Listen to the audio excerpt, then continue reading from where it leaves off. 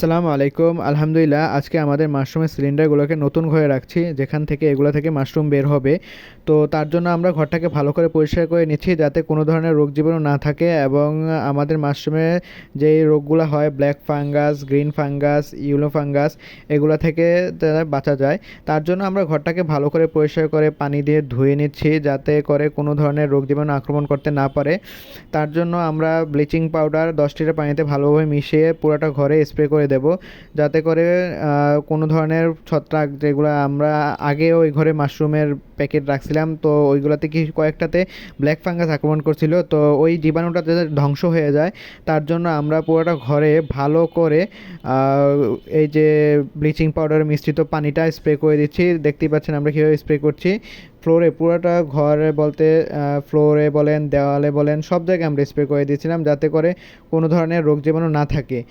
আর আরেকটা সমস্যা হয় কি, যে আপনি যখন মাশরুমের ঘরে ঢোকেন তখনই আমরা অনেকেই যে ভুলটা করি, যে হাতে পায়ে পানি স্প্রে না করে বা হাত পা ভালো করে না ধুয়ে আমরা মাশরুমের ঘরে ঢুকে পড়ি।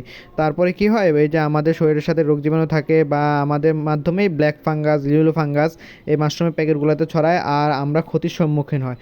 তো যারা নতুন চাষি আছেন, যারা নতুন মাশরুম চাষ করা শুরু করছেন, তো সবাই চেষ্টা করবেন যখনই মাশরুমের ঘরে ঢুকবেন হাতে পায়ে ভালো করে স্যাভলন পানি ইউজ করবেন, বা হাত পা ভালো করে প্রথমে ধুয়ে তারপর স্যাভলন পানি স্প্রে করে তারপর মাশরুমের ঘরে প্রবেশ করবেন।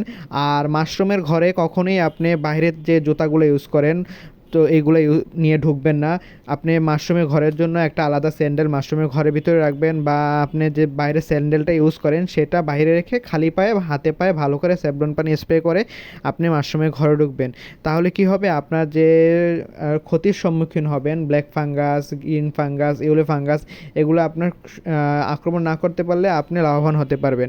আর আমাদের বেশিরভাগ উদ্যোক্তাই মাশরুমের তারা ঝরে যাওয়ার মূল কারণ হচ্ছে যে বিভিন্ন ধরনের ফাঙ্গাস আক্রমণ হচ্ছে, তাদের প্যাকেটগুলো নষ্ট হয়ে যাচ্ছে, তাদের মন ভেঙে যাচ্ছে, লসের শিকার হচ্ছেন, তারপর কি আস্তে আস্তে মাশরুমের থেকে সরে আসছে তারা। তো আমরা সবসময় চেষ্টা করি যে আপনাদের কাছে সঠিক তথ্যটা দেওয়া, যে কিভাবে আপনারা লাভবান হতে পারেন বা কিভাবে করলে আপনার ফলন বেশি হবে। তো চেষ্টা করবেন সব সময় যে আপনার হাইজিনটা মেনটেন করে রাখা, আপনার বায়ো সেফটি যেটা, এটা ভালোভাবে মেনটেন করবেন। কারণ আপনারা অনেকেই পোলট্রির খামার করেন, তো পোলট্রির খামারে যেরকম একটা পোলট্রি মুরগি অসুস্থ হলে আস্তে আস্তে আস্তে তো পুরা পোলট্রির খামারটা নষ্ট হয়ে ধ্বংস হয়ে যায়। তো সেইভাবেই আপনি মাশরুমের তেমনই মাশরুমও একটা জীব প্রাণ, ওইটা তো একটা প্রাণ আছে। তো আপনি ওইটাকে সব সময় যে একটাতে আক্রমণ হবে, আপনার মাশরুমে একটা প্যাকেটে ব্ল্যাক ফাঙ্গাস আক্রমণ করছে, দু একদিন পরেই দেখবেন আপনার আরও এটার আশেপাশে 4-5টা প্যাকেট আছে, সবগুলোতে আক্রমণ করছে। তো যদি দেখেন খামারে ব্ল্যাক ফাঙ্গাস আক্রমণ করছে, তখন ওই প্যাকেটটাকে আলাদা করে রাখবেন, সরাই রাখবেন। তার চেষ্টা করবেন ব্ল্যাক ফাঙ্গাস যাতে আক্রমণ না হয়। তো সবসময় সতর্ক থাকবেন যাতে করে কোনো ধরনের সমস্যা না হয়। তো আজকে এই পর্যন্তই। আসসালামু আলাইকুম।